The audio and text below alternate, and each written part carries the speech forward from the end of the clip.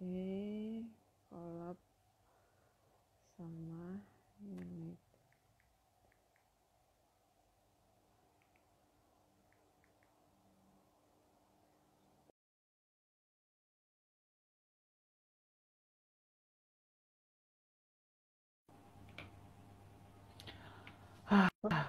Halo, halo, Bu Dokter. Halo kakak. Halo, halo. Aduh, ini sepertinya kita ada banyak cobaan ilahi ya. Lagi sepertinya banyak trouble gitu ya. Oke, ini Iya nih kak. wow, udah 21 orang yang berarti banyak nih yang bersemangat untuk dengar cerita dari Bu Dokter kita yang dari Indonesia bagian tengah ini. Oke. Oke, bisa kita mulai mungkin ya karena ini udah kita lewat 10 menit. Oke, Ya, gimana oke kak. kabarnya Bu Dokter? Puji Tuhan, sehat kakak John. Wow, yang penting sehat-sehat terus ya kita juga dan kita juga berharap semoga semua yang nonton di sini dalam keadaan sehat ya. Iya benar kak. Oke, jadi sekarang kita akan ngobrol-ngobrol kisah inspiratif yang udah dilaksanakan, yang sudah dilakukan oleh Bu dokter kita yang masih muda ini di bisa disebut di pedalaman atau di daerah di bagian tengah Indonesia ya. Oke, jadi Iya. Bu Dokter Oktavina Handayani ini adalah salah satu alumni kita dari program Youth Action Forum 2019, di mana baru berakhir tahun lalu ya. Jadi kita masih hangat untuk ngobrol bersama dengan Bu Dokter kita ini. Oke, Bu Dokter bisa sedikit memperkenalkan diri? Oke, makasih sebelumnya kakak John. Makasih untuk UID udah mau ajak kolaborasi mengenai Call for Health. Perkenalkan nama saya Handayani. Biasa dipanggil Handa, bisa dipanggil Yani, bisa dipanggil Ani.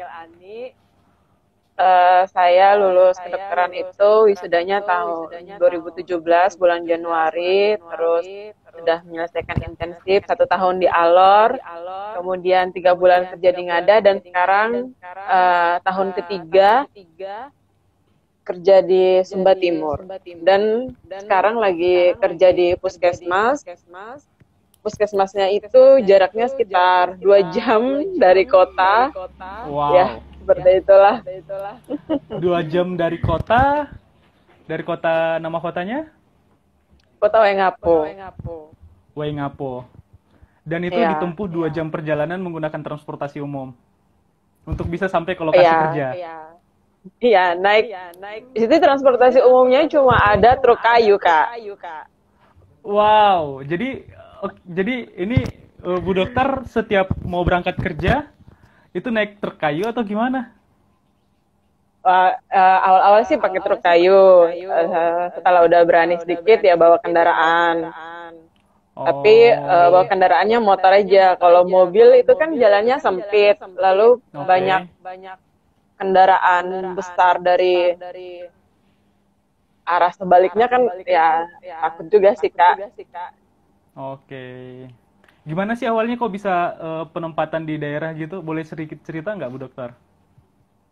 Oh ya, jadi saya kan anak daerah ya kak ya. Saya kelahiran di Wengapu, Sumba Timur. Papa saya orang NTT, mama saya orang Jawa. Dan saya mendapat beasiswa dari kabupaten, Oke. sehingga sebagai anak beasiswa ya mengabdi ya kembali ke kabupaten. Oke. Oh, jadi karena ada dapat beasiswa selama pendidikan, akhirnya mengabdi untuk daerah tempat belajar dulu, tempat dokter, Bu Dokter mendapatkan beasiswa gitu. Iya Wow, benar. amazing sekali ya. Oke, ini kan sekarang kita lagi musim yang sering dibahas di mana-mana itu pandemi COVID-19 ya, Bu Dokter ya. Gimana sih pengalaman Iya Bu Dokter benar. selama pandemi COVID ini di daerah tugas Bu Dokter? Iya, Boleh sedikit jadi cerita? untuk informasi Sumba Timur itu berdasarkan website The COVID-19 NTT, Sumba Timur itu udah 4 positif eh, itu ya yang menderita COVID-19. Tapi sebelumnya kan pertama kali 2 Maret 2020 itu COVID apa ya ke Indonesia ya, masuk di Indonesia, laporan pertama kasus.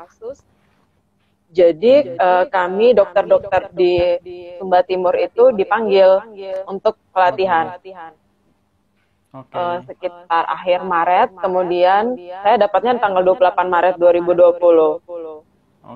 Nah, jadi kami dipanggil untuk pelatihan dan dilatih sama dokter Andri, spesialis paru, dan seluruh timnya.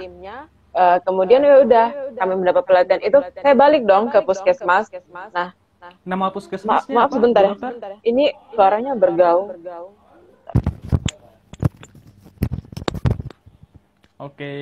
Mohon bersabar ya buat penonton karena kita ada sedikit trouble mulai dari awal. Ini udah jelas, Bu Dokter? Ya udah.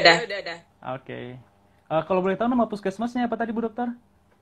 Oh ya, puskesmas saya itu di Puskesmas Banggawatu, Kecamatan Tagundung, Kak. Wow. Iya.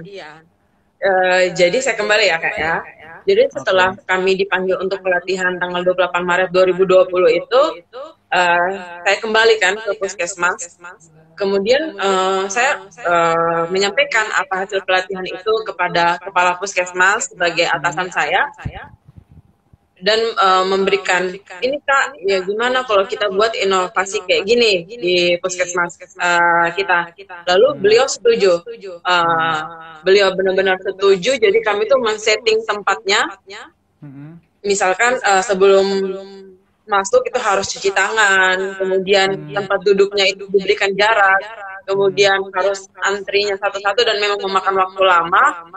Tetapi akhirnya ya pasien itu mengerti karena memang lagi dalam situasi seperti ini. Tetapi saya berpikir bahwa sebenarnya ada mindset yang salah sebelumnya, bahwa yang masyarakat itu membuat suatu statement bahwa garda terdepan itu adalah tenaga kesehatan. Tetapi sebenarnya itu kan apa ya? Garda terdepan itu sebenarnya masyarakat bukan tenaga kesehatan. Iya, karena kan kalau misalnya kita lihat dari penyebaran COVID-19 itu kan sebenarnya karena mobilitas orang-orang yang tinggi ya Kak ya. Nah, oleh karena itu kami berkolaborasi dengan kepala daerah di kecamatan yang tempat saya bertugas itu, kemudian dengan aparat desa, dengan petugas keamanan, kami melakukan rapat singkat apa yang sudah saya dapat di pelatihan itu, saya sampaikan kepada mereka dan mereka menyadari bahwa wah ini tidak bisa kita menganggapnya hal yang sepele seperti itu. Jadi mereka memberikan dukungan yang bagus dan mereka menyerahkan kepada kami untuk melakukan inovasi itu. Nah, oleh karena itu kami mengundang dong beberapa desa. Kami Puskesmas Banggawatu itu membawahi 5 desa, 3 desa yang yang sah ya, 2 desa itu persiapan untuk menjadi desa. Jadi 3 desa itu kami berikan pelatihan bagi relawan yang bertugas di posko di masing-masing desa yang bertugas 24 jam. Nah, gimana Kak? Relawannya mengajukan diri sendiri atau dipilih atau seperti apa? Dari desa itu diatur ya Kak ya. Ya, kemudian setelah itu kepala desa juga berkolaborasi dengan kami, berkoordinasi sebagai mitra kerja untuk memberikan pelatihan. Karena relawan desa itu kan bukan basic kesehatan ya Kak ya. Ketika mereka maju sebagai garda terdepan, ya tentu kita tidak bisa membekali mereka tanpa pengetahuan, tanpa hal-hal yang mereka harus ketahui kayak gitu kan. Jadi ya kami berikan pelatihan untuk relawan-relawan tersebut dan mereka merespon dengan bagus sih Kak. Iya, seperti itu. Berarti relawan itu memang mereka pada umumnya mereka mengajukan diri sendiri untuk jadi relawan atau seperti apa sih, Bu Dokter? Itu? Ya, jadi untuk di wilayah kerja saya, relawan itu dipilih sama kepala desa. Nah, tetapi Oh. kan ada ya kayak kriterianya, misalkan janganlah yang sakit hipertensi, sakit Hmm. gula darahnya tinggi seperti itu kan nanti faktor resikonya kan jadi tinggi seperti itu. Jangan juga yang terlalu tua seperti itu. Oh, berarti di semua desa itu ada titik-titik tertentu di mana ada posko pengamanan untuk COVID ini gitu ya? Iya, benar Kak. Oke. Nah, kalau di situ di posko itu apa informasi apa sih yang bisa masyarakat dapatkan? Misalnya masyarakat mau dapat informasi terkait dengan COVID di desa mereka. Apakah mereka datang ke situ pasti langsung dapat informasi atau gimana? Oh ya. Jadi sebelumnya kami ini saya agak flashback ya Kak ya. Oke. Karena kita itu memberikan pelatihan dengan bahasa yang sederhana untuk relawan, Hmm. akhirnya kami juga karena saya juga sebagai relawan di NGO Solidaritas Perempuan dan Anak Sopan Sumba. Hmm. Jadi kami beberapa NGO itu berkolaborasi seperti Yayasan Bumi Manira, Voice dan Humbahamu untuk membuat pendampingan di beberapa desa dan kami mengeluarkan satu buklet yang berisi panduan COVID-19 bagaimana pencegahannya dan penanganannya. Nah, buku buklet itu juga yang saya berikan kepada posko di tempat saya kerja sebagai pegangan bagi relawan. Jadi untuk masyarakat yang ingin mengetahui informasi mengenai COVID-19 dapat menghubungi di posko tersebut. Kemudian bukan cuma itu aja ya Kak ya, karena relawan itu ada juga tugasnya sebagai men-screening pelaku perjalanan. Jadi pelaku perjalanan misalnya ada di daerah kami itu bisa melaporkan kepada itu posko. Oke. Tapi untuk saat Ya. ini di daerah tugasnya Bu Dokter udah ada ya kasus positif atau ODP atau gimana? Boleh diceritakan sedikit Bu Oh Dokter? iya. Puji Tuhan belum ya Kak untuk yang positif COVID-19, tetapi Dan kita berharap ODP jangan sampai ada ya. benar Kak. Tetapi di wilayah kerja saya itu pernah ada ODP. Oh, itu yang ODP karena perjalanan atau seperti apa?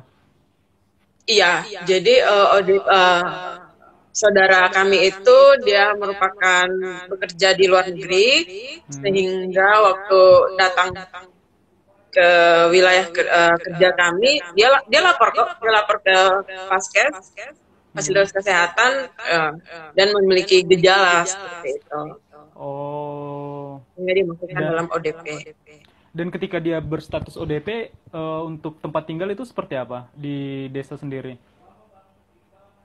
Oh iya, jadi sebenarnya untuk melakukan karantina atau isolasi mandiri yang Hmm. sebenarnya protokolnya itu harus di dalam rumah.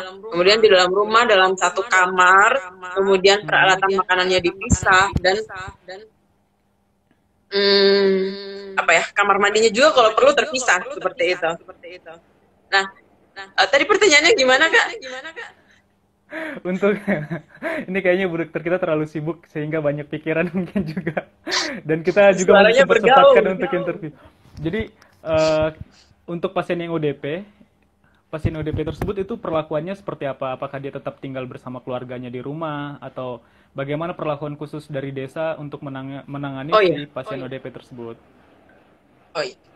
Jadi ODP itu waktu dinyatakan positif itu Mm-mm. kan belum kami memberikan pelatihan kepada relawan ya. Jadi satu desa itu bayangkan panik ya Kak ya. Ya, Karena waktu itu ODP stigmanya ya sama seperti positif COVID-19 kayak gitu. ya. Tapi sebelum dinyatakan ODP, pasien ODP itu melakukan aktivitas bersama-sama, misalnya beribadah bersama di satu gereja. Kemudian akhirnya setelah dinyatakan ODP dan dijelaskan baik-baik, beliau yaitu stay Oh, di rumah aja. berarti sebelum dia ditetapkan ODP, ketika dia sampai di kampung, baru selesai perjalanan dari luar negeri, dia masih ikut beraktivitas seperti biasa dengan keluarga, dengan masyarakat. Terus beberapa hari kemudian baru ditetapkan sebagai ODP gitu. Dan Iya, seperti itu. oh, dan sampai saat ini udah berapa hari lewat ODP-nya? masa Oh, udah ODP? lewat, Kak. Udah lewat Oh, dari berarti 14 hari. dan hasilnya negatif. Iya, udah selesai pemantauan. Oh, dan puji Tuhan. Dan Dan sampai tidak saat ada ini belum ada gejala. tidak sampai saat ini belum ada bertambah Ya, ODP. jangan ada, Kak. Oke, amin. Kita berharap demikian. Tapi nih, kalau kita tahu Ya. untuk penanganan COVID sendiri itu kan dibutuhkan APD, baik itu untuk tenaga medisnya, tenaga administrasi di puskesmas tempat Bu Dokter. Itu untuk misalnya nih satu hal yang tidak kita inginkan terjadi gitu. Di puskesmas tersebut ada kasus ODP gitu. Gimana sih terkait dengan kesiapan ODP di puskesmas sendiri? Boleh diceritakan, Bu Dokter? Ah, jadi sebenarnya itulah Ini kalau mau tarik kelemahan nafas dari dulu nih.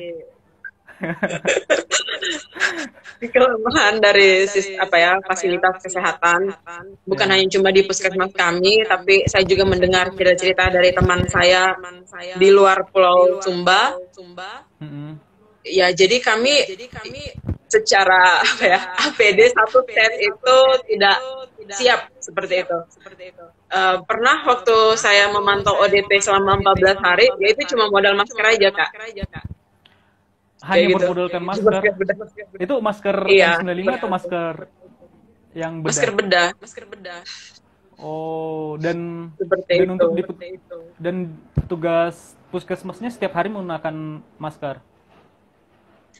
Yang sekarang ya tentu dibenahi ya, Kak ya. Mm-mm.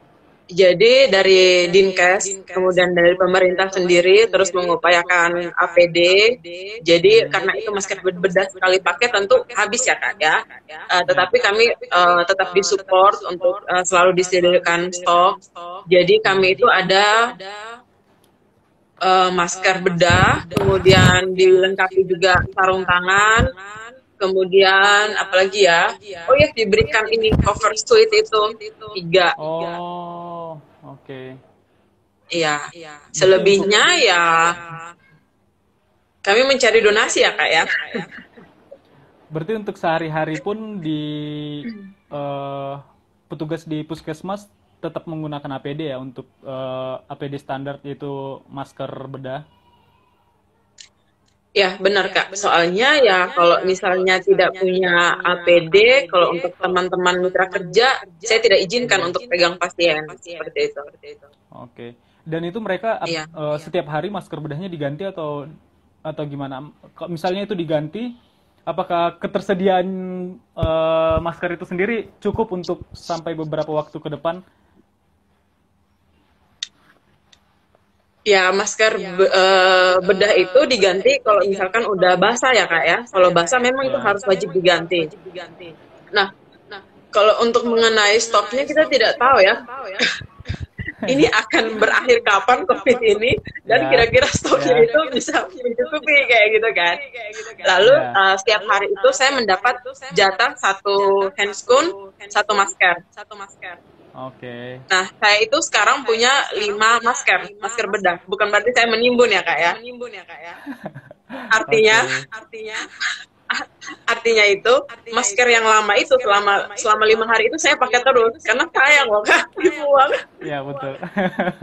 Jadi memang pada dasarnya pun dipakai berulang karena kita menganggap bahwa itu masih dalam kondisi yang baik untuk digunakan gitu ya. Iya, benar, Kak. Oke, padahal kalau sebenarnya kalau kita mengikuti anjurannya itu sangat tidak direkomendasikan gitu ya. Iya, benar. Karena sebenarnya kan sekali pakai kayak gitu. Iya. Berarti untuk jaringan komunikasi juga di desa tempat Bu Dokter itu masih kurang juga berarti ya. Dan ini Iya, kalau benar, boleh tahu, Kak. Soalnya kalau boleh tahu Bu Dokter sekarang kondisi lokasinya di mana untuk kita bisa komunikasi saat ini? ini lokasinya lagi di kota, Kak. Lagi di rumah. Karena kalau misalkan saya di daerah, ya ini tidak akan terjadi live ini.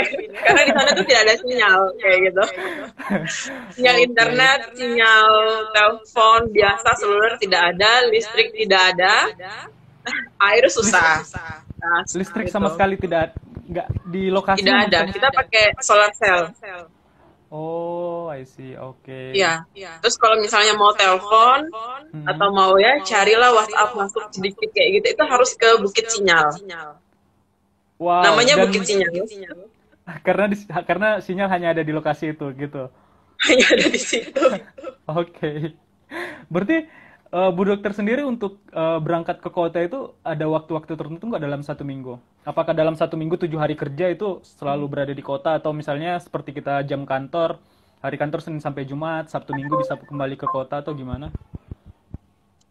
Iya, jadi kalau untuk kerjanya itu seminggu di desa, kemudian Sabtu Minggu ya balik lagi ke kota ya untuk cari logistik ya Kak ya, cari sinyal Hmm. sedikit juga. Oke. Kan ini Bu Iya. Dokter kan Bu Dokter sendiri kan pasti orang-orang yang sangat rawan berkaitan dengan COVID kan. Dan begitu juga Iya. dengan para petugas kesehatan lainnya. Nah, itu menurut Bu Dokter gimana sih pandangan keluarga baik itu yang petugas dan keluarga dan orang tua dari Bu Dokter sendiri? Apakah ada kekhawatiran gitu? Oh, ini putri saya bekerja di bidang kesehatan dan saat ini sedang ada pandemi COVID.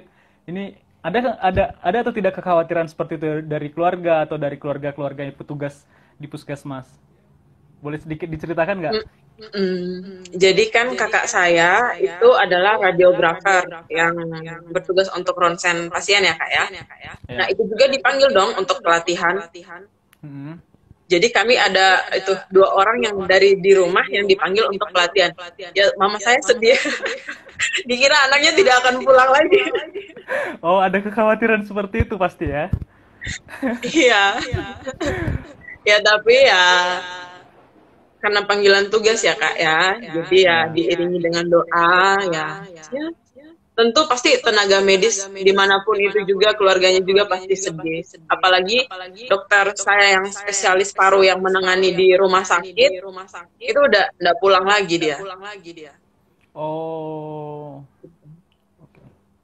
Dan itu kalau boleh tahu kan itu pasti di penduduk di sekitar kan ada yang sekolah di luar kota, ada yang sekolah di Iya. kota mungkin di Jawa atau di mana.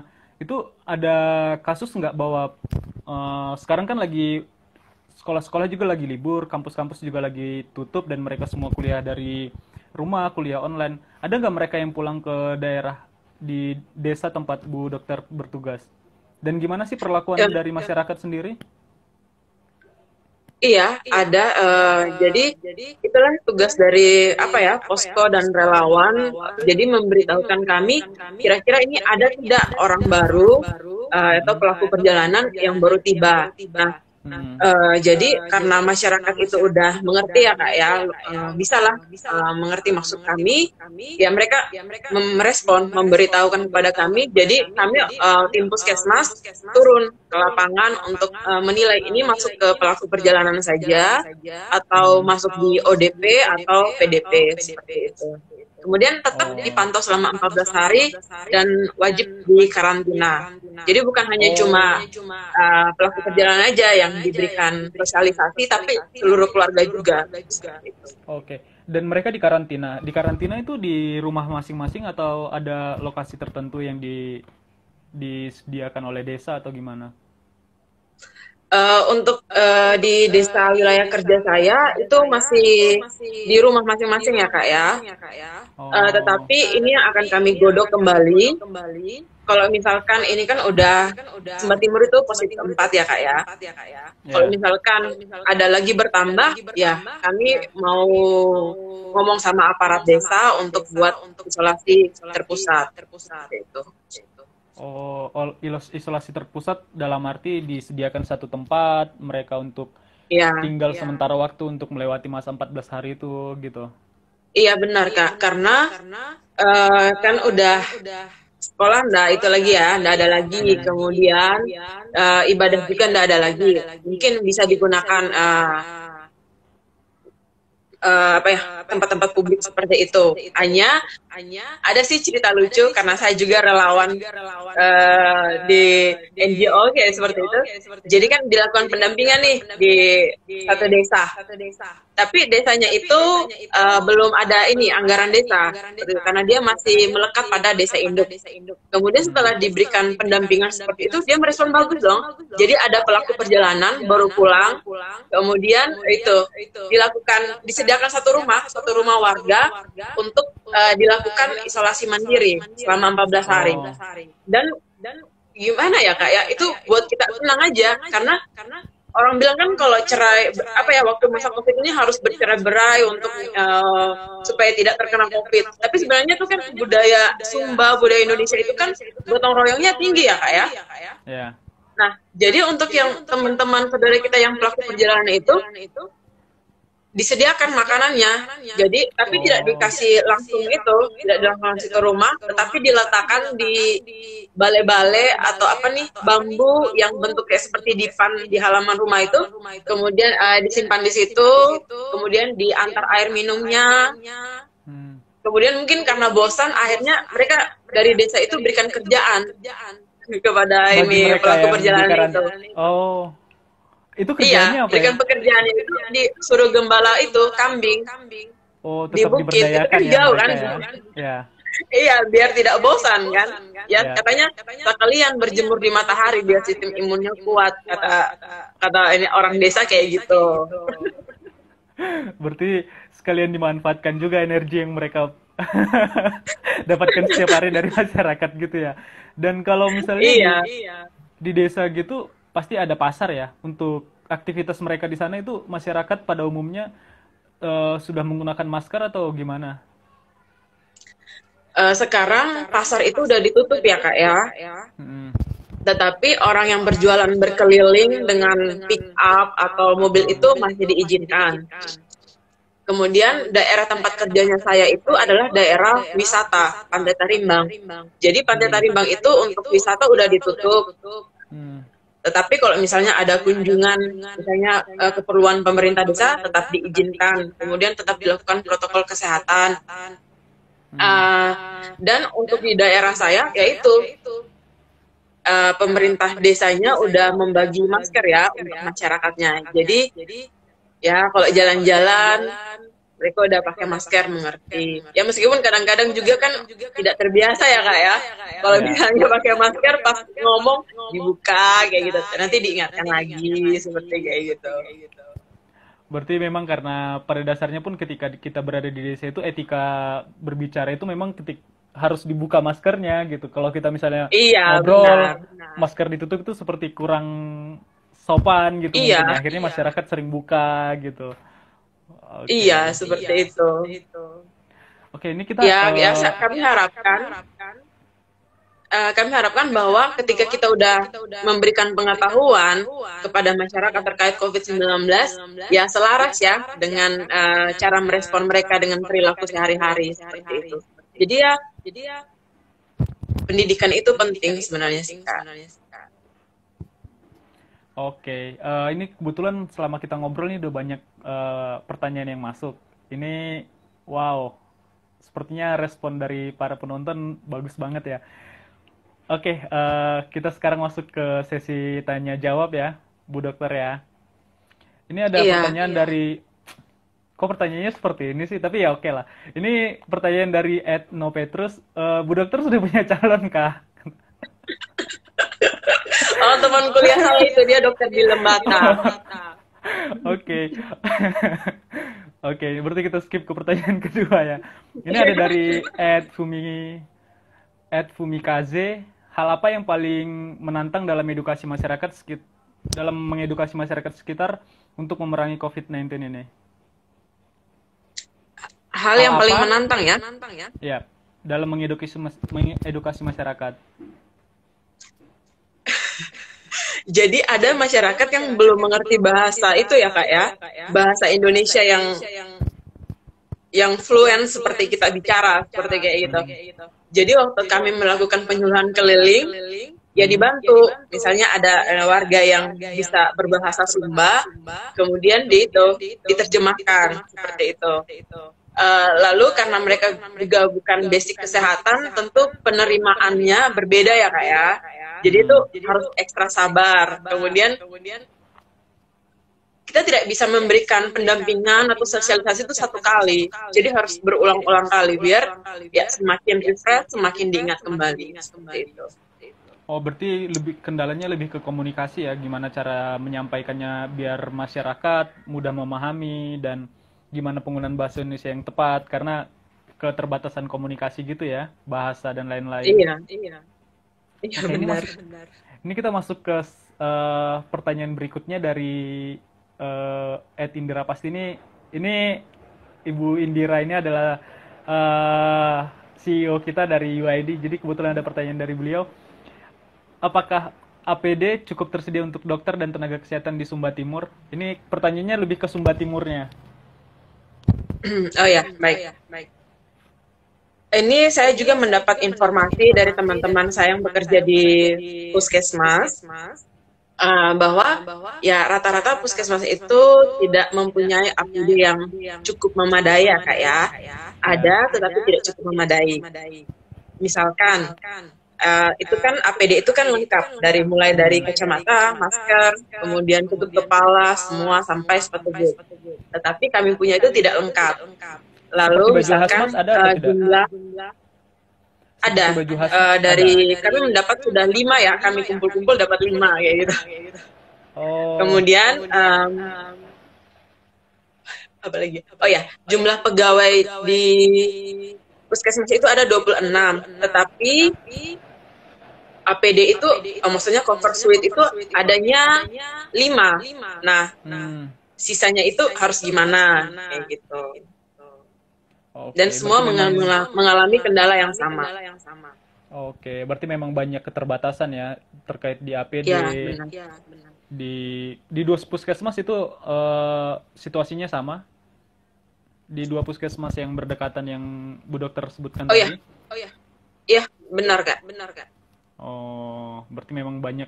Dan memang saat ini pun kita seluruh Indonesia bahkan di daerah perkotaan pun, kota-kota besar pun terkendala di pakaian APD ya. Dan itu mungkin bukan sebuah hal yang mengherankan ketika di daerah pun terkendala akan APD.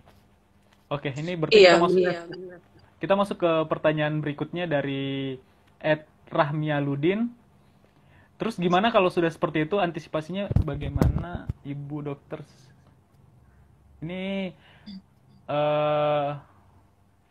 ini lebih ke komunikasi Bu Dokter dengan petugas kesehatan yang di pusat kabupaten atau di pusat kotanya terkait dengan kondisi di daerah. Misalnya ada kondisi positif di sana atau rujukannya seperti apa. Sedangkan komunikasi kan pasti terhalang dengan sinyal kan. Nah, itu gimana? Misalnya ada rujukan dan lain sebagainya. Apakah sudah dipikirkan sampai ke situ?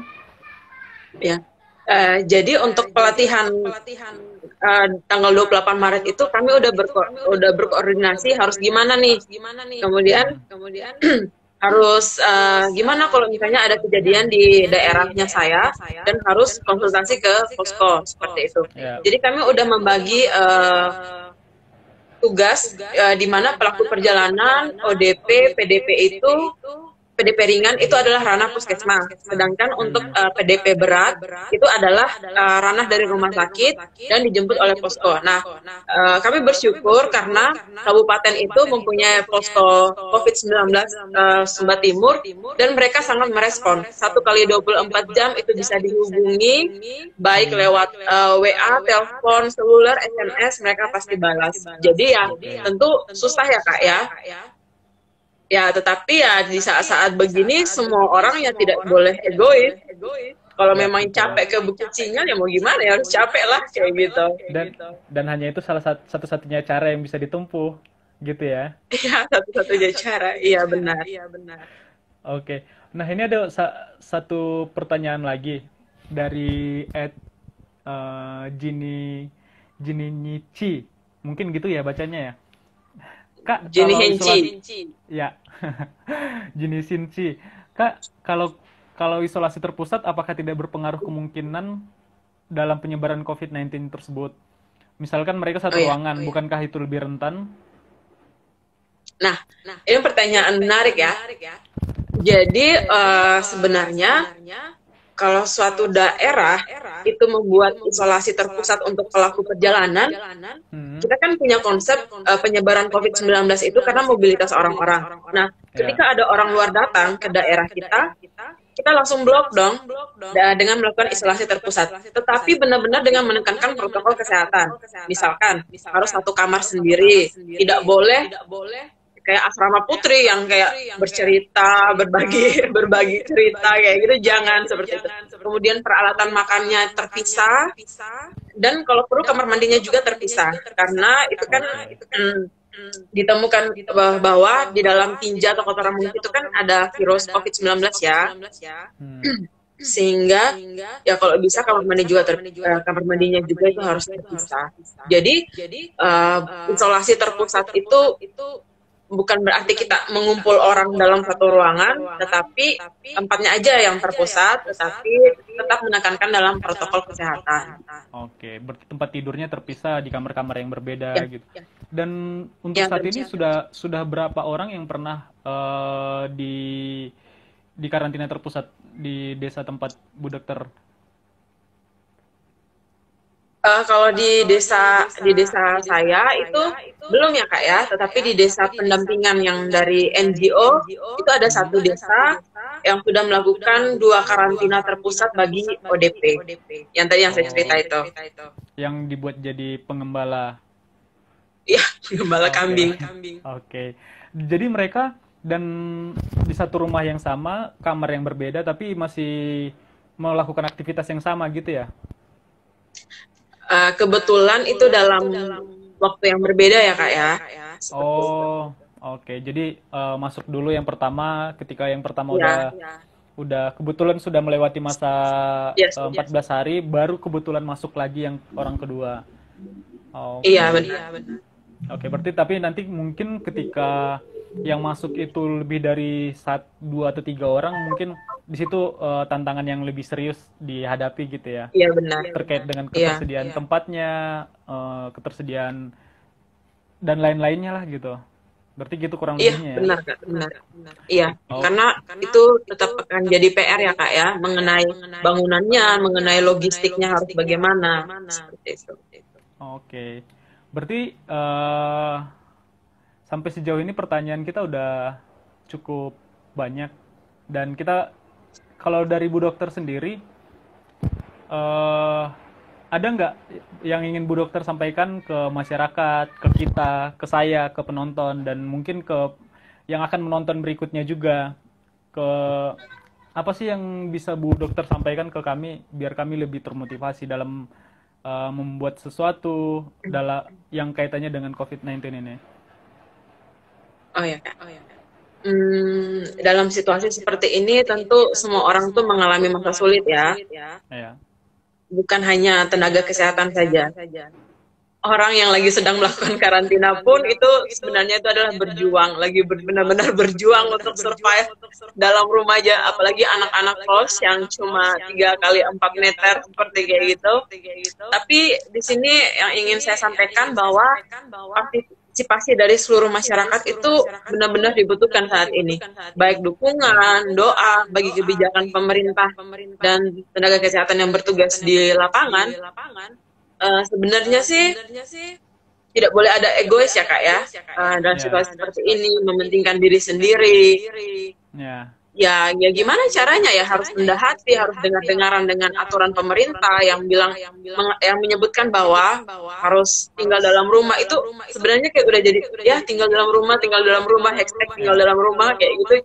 Tetapi jangan dicela, jangan dijadikan bahan bercandaan seperti kayak gitu.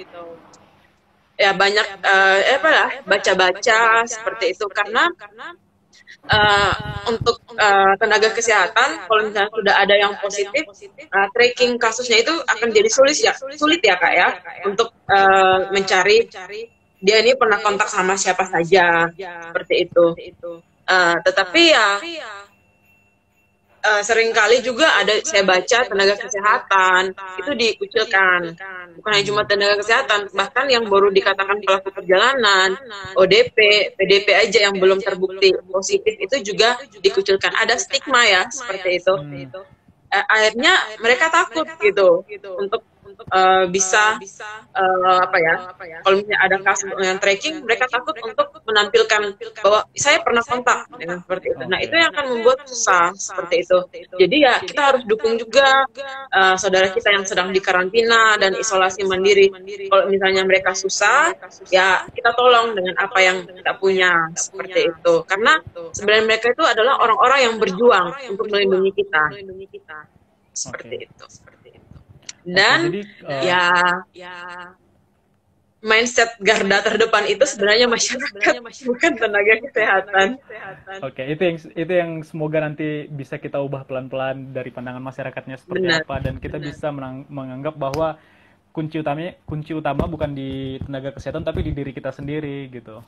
Iya, Oke. benar Kak. Bu Dokter, misalnya dari penonton di sini atau kita dari UID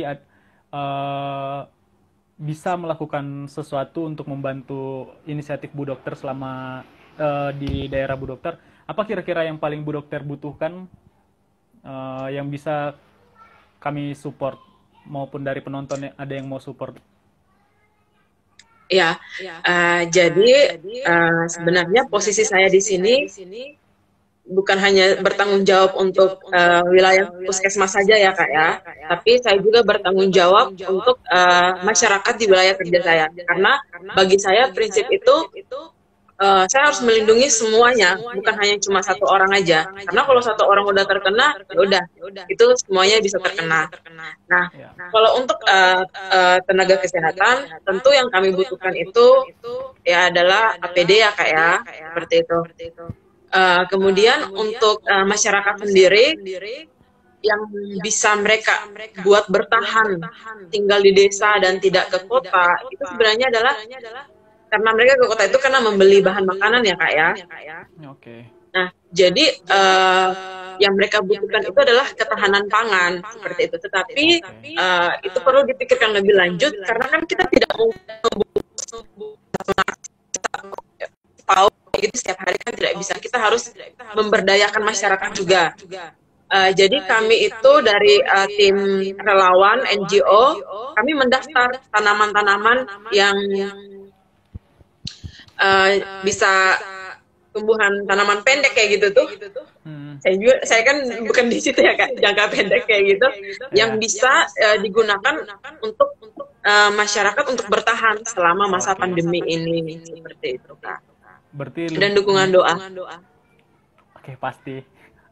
Oke, berarti yang paling utama adalah ketersediaan kebutuhan APD dan logistik ya. Iya. Oke, dan yang pasti kita berdoa semoga COVID ini cepat berakhir dan semua bisa melakukan aktivitas seperti biasanya. Oke, karena kita waktunya sudah masuki menit-menit terakhir, dari Bu Dokter sendiri ada closing statement yang ingin Bu Dokter sampaikan buat kami, buat para penonton? Ya, untuk teman-teman UID, teman-teman yang menonton Instagram Live ini, saya mengucapkan terima kasih. Saya berdoa dari Sumba agar teman-teman semua sehat selalu, meskipun kita tidak bisa menyentuh secara fisik, tidak bisa bersalaman secara fisik, tetapi doa-doa itu yang menyertai ya Kak ya. Tetap tinggal di rumah, cuci tangan, pakai masker, kita bisa hentikan pandemi COVID ini bersama-sama. Amin. Harus optimis, tetap optimis. Amin. Oke, thank you. Karena kita udah masuk di menit terakhir, jadi sekian obrolan santai kita dengan Bu Dokter. Semoga dari obrolan kita ini bisa kita ambil sesuatu hal yang positif, bisa kita ambil ke diri kita sendiri, dan jika memang ketika selama masa obrolan ini kami ada kesalahan baik dari saya dan Bu Dokter juga, kami mohon maaf yang sebesar-besarnya. Dan buat teman-teman yang masih stay, kami di program obrolan santai mengenai pandemi COVID ini, kita banyak sesi-sesi berikutnya.